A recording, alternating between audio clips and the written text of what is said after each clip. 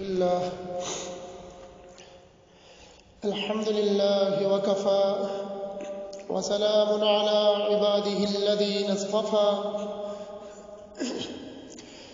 أما بعد فأعوذ بالله السميع العليم من الشيطان الرجيم بسم الله الرحمن الرحيم والعصر إن الإنسان لفي خسر آمنت بالله صدق الله العظيم وصدق رسوله النبي الكريم ونحن على ذلك من الشاهدين والشاكرين والحمد لله رب العالمين.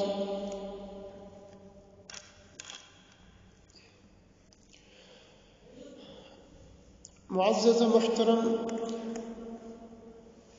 حاضرین و سامعین، اللہ رب العزت نے اس مختصر سی سورت کی پہلی 2 آیات میں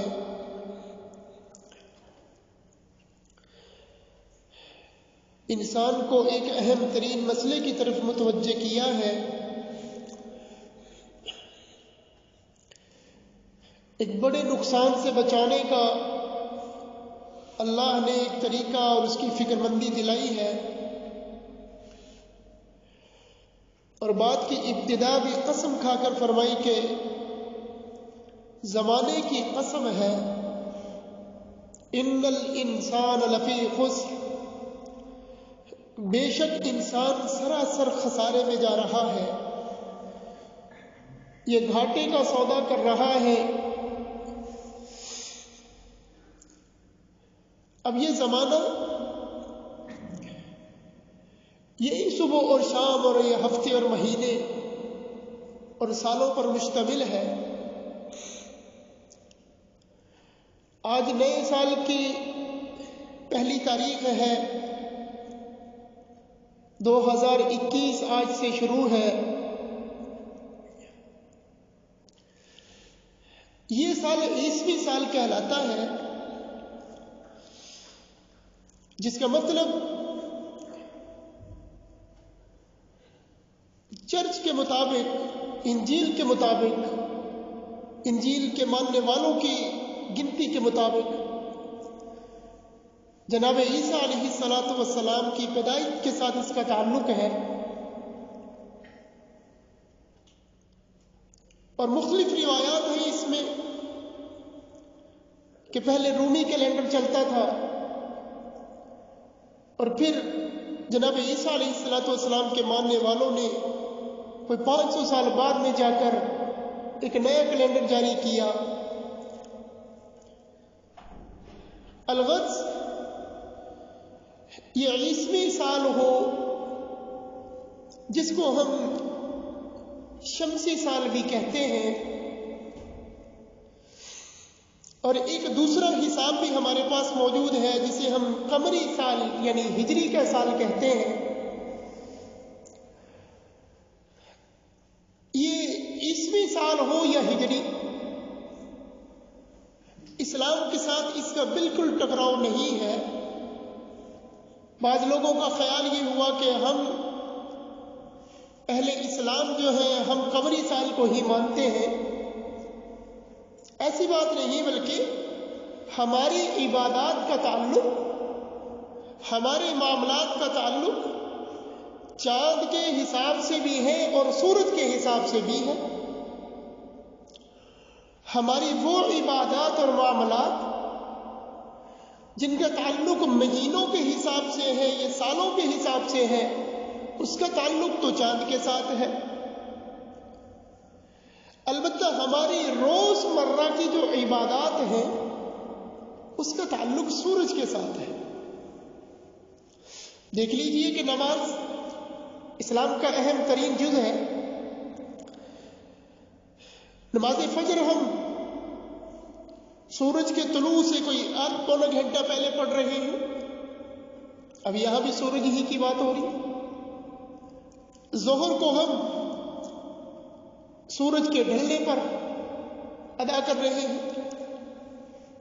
نماز عصر کو ہم مثلین پر جا کر، مثل ثانی پر، جب ہر چیز کا سایہ ڈبل ہو جائے اس پہ ادا کر لیں، اور نماز مغرب کو ہم غروب آفتاب کے ساتھ طے کر رہے ہیں۔ تو نماز جیسی اہم ترین عبادت کا تعلق بھی سورج کے ساتھ موجود ہے۔ پھر آگے چلتے ہیں تو روزہ، اب چونکہ یہ سال میں ایک مہینہ ہے، اس کی ابتدا تو چاند کے ساتھ ہوئی، اور چاند کے حساب سے یہ پورا ایک مہینے پر مشتمل ہے، ایک چاند سے دوسرے چاند تک رمضان کا مہینہ رہتا ہے۔ لیکن ہر دن کا جو عمل ہے روزے کا، اس کا تعلق سورج کے ساتھ ہی ہے، کہ غروب شمس پر جا کر ہم افطار کر رہے ہیں، اور صبح صادق پر ہم روزے کی ابتدا کر رہے ہیں، تو اس کا تعلق بھی سورج اور چاند دونوں کے ساتھ ہے۔ آگے چلتے ہیں تو حج کی فرضیت کا تعلق تو ذی الحج کے مہینے کے ساتھ ہے، کیونکہ وہ بھی سالانہ پروگرام ہے، تو اس لیے وہ چاند کے ساتھ ہے۔ لیکن روز مرہ کے جو معاملات ہیں حج کے اندر بھی ان کا تعلق سورج کے ساتھ ہی ہے، کہ قربانی کب کریں گے، 10 ذی الحج کو، شیطانوں کو کنکریاں کب ماریں گے، وہ ظہر سے پہلے یا بعد میں، یہ، اور مزدلفہ میں کب جائیں گے، غروب آفتاب کے بعد، مینا کے لیے، رمی الجوار کے لیے کب نکلیں گے، فجر کی نماز کے بعد سورج کے طلوع ہونے سے تھوڑا پہلے، اور میدان عرفات میں کب جائیں گے، جو حج کا رکن اعظم ہے، بھائی سورج کے طلوع ہونے کے بعد اب وہاں پر پہنچتے ہیں، تو یہ سارا تعلق سورج کے ساتھ بھی ہے۔ اور ایک اہم ترین ہماری مالی عبادت زکوٰۃ ہے، تو اس کا تعلق سالانہ ہے، تو وہ زکوٰۃ کے ساتھ ہے، چاند کے ساتھ ہے۔ البتہ چاند کے حساب سے ہی زکوٰۃ کی تعیین کرنا یہ فقہاء نے واجب لکھا ہے، یہ ضروری ہے۔ چاند کے حساب سے اپنی زکوٰۃ کا حساب لگانا وہ چاند کے حساب سے ہوگا۔ کچھ لوگوں نے طے کر رکھا ہے کہ رمضان المبارک میں ہی زکوٰۃ، ہاں اگر پہلے دے رہے گا تو پھر بھی ادا ہو جائے گی، لیکن کہیں ایسا نہ ہو کہ اس سے 5 مہینے پہلے اس پر زکوٰۃ فرض تھی، وہ 5 مہینے انتظار کرتا رہا رمضان المبارک کے آنے کا، تو اس کا تعلق چاند کے ساتھ ہے۔ ہم اور آگے چلتے ہیں، ہمارے ہاں کسی خاتون کی طلاق ہو گئی یا اس کی عدت، وہ بیوہ ہو گئی، شوہر فوت ہو گیا، تو اب اس کی عدت بھی چاند کے حساب سے ہے، دنوں کے حساب سے نہیں، چاند کے حساب سے، سورج کے مہینوں کے حساب سے نہیں ہے، وہ جنوری فروری والا نہیں ہے، بلکہ چاند کے حساب سے اس کی عدت کا تعلق ہے۔ اب ان دونوں میں کہیں اگر فرق دیکھا جائے تو جتنے بھی لوگ ملازمت پیشہ ہیں، امپلائی ہیں، ان کا فائدہ چاند کے حساب سے ہے، مالک کو فائدہ سورج کے حساب سے ہوگا۔ وہ اس طرح کہ چاند 33 سال کے بعد دوبارہ وہ وقت اسی طرح کا ٹائم نوٹ کر آ جاتا ہے، کیونکہ ہر سال میں اس کے 10 دن کم ہوتے ہوتے، مثلا ہم نے روزے سردی میں بھی رکھے اور اب گرمی کے روزے بھی رکھ رہے ہیں، موسم بہار میں بھی روزے آ جائیں گے، موسم خزاں میں بھی روزے آ جائیں گے، تو اس اعتبار سے چاند کا مہینہ چھوٹا ہے، تو 33 سال کے بعد ایک مہینے کی نہیں بلکہ ایک سال کی تنخواہوں کا بھی حساب زیادہ بنے گا۔ اور اسی طرح اگر زکوٰۃ ہے، اگر چاند کے حساب سے نہ دے گا تو 33 سال کے بعد ایک سال کی زکوٰۃ ان میں سے اسکپ ہو جائے گی۔ اس لیے فقہاء نے لکھا کہ چاند کے حساب سے اپنی زکوٰۃ کا تعین کرنا یہ ضروری ہے۔ اچھا، چاند کے فائدوں میں ایک اور بھی ہے کہ چاند کی تاریخ دیکھنا پڑھے لکھے ان پڑھ ہر بندے کے لیے آسان ہے، کیونکہ چاند نظر آ رہا ہے، کم کب ہو رہا ہے، زیادہ کب ہو رہا ہے، جلدی کب طلوع ہو رہا ہے، جلدی غروب کب ہو رہا ہے۔ تو دیہاتوں کے ہمارے لوگ عام طور پر اسی چاند کو دیکھ کر ہی تعین کیا کرتے ہیں، ان کے مہینے دیسی مہینے بھی اسی حساب سے، چاند کی 15 سے ان کا مہینہ سٹارٹ ہوتا ہے۔ اچھا، اب رہا یہ مسئلہ کہ اب دنیا میں رائج الوقت کیا ہے، وہ تو سورج کا ہی ہے، شمسی سال ہے، تو اس میں پریشان ہونے کی ضرورت نہیں ہے۔ پہلے عرض کر دی کہ چاند اور سورج دونوں کے ساتھ ہمارا تعلق تو ہے، البتہ دنیا میں 1000 سال تک تو لوگ چاند کے ساتھ یعنی ہمارے ہجری سال کے ساتھ اپنی چیزوں کو طے کرتے رہے ہیں، پھر انہوں نے غلبہ حاصل کیا، انہوں نے محنت کی، تو انہوں نے اپنی تاریخوں کا تعین کر لیا اور لوگوں سے منوا لیا۔ اب ہماری زندگی میں یہ ایک نیا سال دیکھنے کو تو ایک ہندسہ ہی تبدیل ہوا، کون سے سورج کو یا شمال سے طلوع ہو گیا یا جنوب سے طلوع ہو گیا یا وہ مغرب سے طلوع ہو رہا ہے، وہ تو مشرق سے رہا ہے، لیکن کیا اس ایک ہندسے کی تبدیلی کے ساتھ ہم وہ لوگ جو اب 30 35 40 سال میں ہیں، وہ تو قبر کے زیادہ قریب ہو گئے، ان کی تو زندگی کا 1 سال کم ہوا، پر نعمتوں کی کمی پر شکر، کیا اس میں خوشی منائی جاتی ہے یا اس کی فکر کی جاتی ہے؟ اور کیا سال کا جشن اس کے نئے دن کی ابتدا سے، نئے سال کی ابتدا سے اگر جشن اس طرح سے مناتے ہیں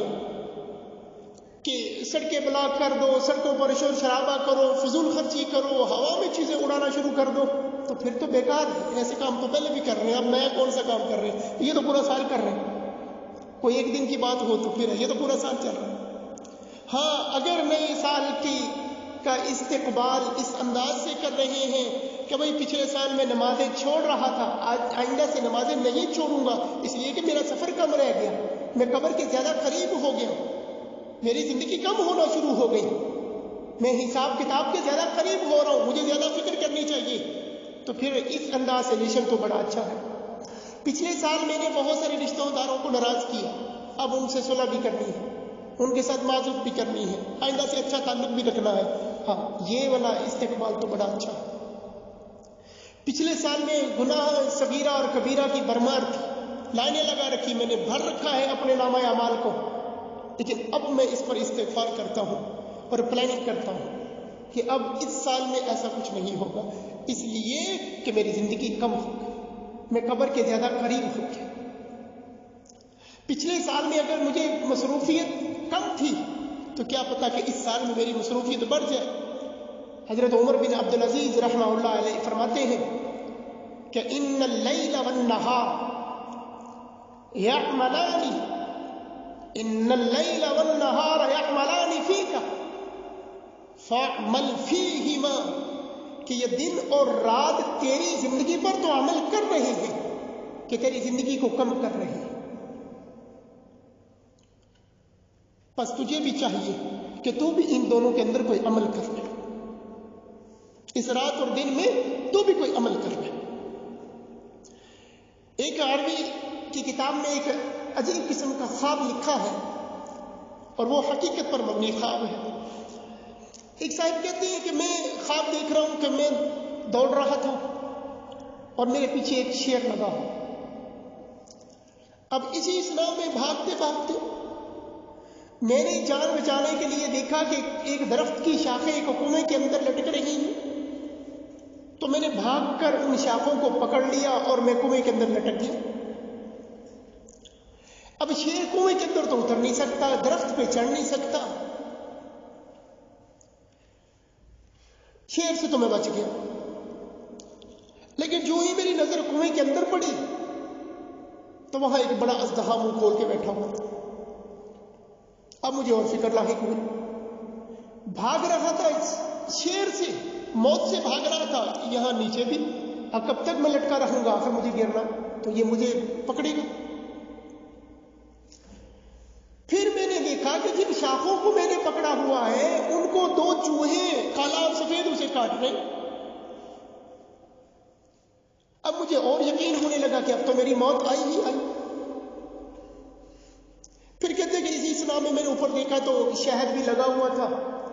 وہاں سے اس کے قطرے گرنا شروع ہوئے، میں نے اپنے منہ کو کھولا، شہد کے ان قطرات کو میں نے اپنے اندر لیا، اور اس کی اتنی لذت تھی، اتنا وہ لذیذ تھا، میں ساری چیزوں سے ہی بھول گیا۔ نہ مجھے وہ شعر یاد رہا، نہ مجھے وہ اژدہا یاد رہا، نہ مجھے رات اور دن کے وہ کالے اور سفید چوہے کا کاٹنا یاد رہا، بس میں اسی میں مست ہو گیا۔ انہوں نے اس کی تعبیر میں یوں کہا کہ انسان جو بھاگ رہا ہے نا، تو حضرت اسرائیل اس کے پیچھے شیر کی طرح لگا ہوا، اور کنویں میں جو اس نے دیکھا کہ وہ اژدہا منہ کھولے ہوئے ہیں، تو جناب وہ اس کی قبر ہے، وہ گھر ہی ایسا ہے، کیڑے مکوڑوں کا گھر ہے، اور وہ کالے اور سفید چوہے وہ میرے دن اور رات ہیں جو تھوڑا تھوڑا کر کے میری زندگی کو کاٹ رہے ہیں۔ اب رہا وہ شہد دنیا کی وہ لذت ہے، دنیا کی وہ مشغولیت ہے، دنیا کے وہ معاملات ہیں، میں ان کے اندر یوں پڑا، میں ساری چیزوں سے غافل ہو گیا، حالانکہ اتنی ساری چیزیں یقیناً میرے پیچھے لگی ہوئی ہیں اور جو میرے موت کا سبب بننے والا ہے۔ جناب نبی کریم صلی اللہ علیہ وسلم نے فرمایا کہ ابدأ خمسا قبل خمس، 5 چیزوں کو 5 چیزوں سے پہلے غنیمت سمجھنا چاہیے۔ ان میں سے ایک یہ ہے فراغک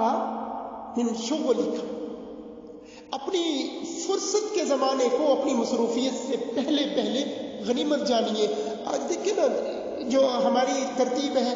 جب پڑھنے کا زمانہ تھا ایک سبق پڑھنا تھا، اس کے بعد فارغ، سارا دن کوئی کام نہیں، اور سمجھتے تھے کہ ہمیں کوئی کام ہی نہیں، ہم کیا کریں، کہاں جائیں، عجیب طریقے ڈھونڈتے ہیں کھیل کود کے وقت ضائع کرنے کے۔ لیکن اب ہم چاہتے ہیں،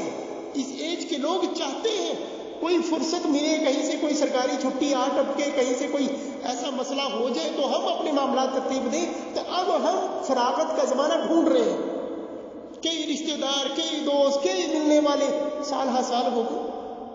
یہی جناب رسول اللہ صلی اللہ علیہ وسلم نے وقت کی قدر و قیمت کا پہلے ہی بتا دیا تھا۔ اب اس نئے سال کو بالکل آئے، یہی خوشیاں تو 2020 کے شروع میں بھی منائی گئی تھی، لیکن اگر استغفار کے ساتھ ہوتا، اپنے رب کو پچھلے سالوں میں ناراض کیا ہوا اگر اس دن سے پہلے دن سے ہی تہیا کر لیتے کہ راضی رکھنا ہے، تو شاید ایسے دن نہ آتے۔ بس وہ ایک بڑا اچھا سا فگر نظر آ رہا تھا کہ 20 اور پھر 20، بولنے میں بھی بڑا اچھا، 2020 لفظ بھی بڑا اچھا تھا، لیکن اس سال میں کیا ہوا؟ لیکن اپنے حالات کا کیا پتا؟ تو اس لیے ضروری یہ ہے کہ اگر 60 سال کی زندگی تھی، 30 سال تو سونے میں گئے، 15 سال بچپنے میں گئے، پھر کچھ کھانے پینے اور واش روم میں کئی مہینے تو اس میں چلے گئے، تھوڑی سی زندگی بچے گی، اب اسی میں وہ ہمیشہ کی آخرت کی زندگی کی اسی میں تیاری کرنی ہے۔ اللہ رب العزت سے دعا ہے کہ اللہ ہمیں اس سال کے پہلے دن سے ہی اپنی آئندہ کی زندگی کی پلاننگ اللہ کی مرضی اور رسول اللہ صلی اللہ علیہ وسلم کے بتائے ہوئے طریقے کے مطابق کرنے کی توفیق نصیب فرمائے۔ وآخر دعوانا ان الحمد للہ رب العالمین۔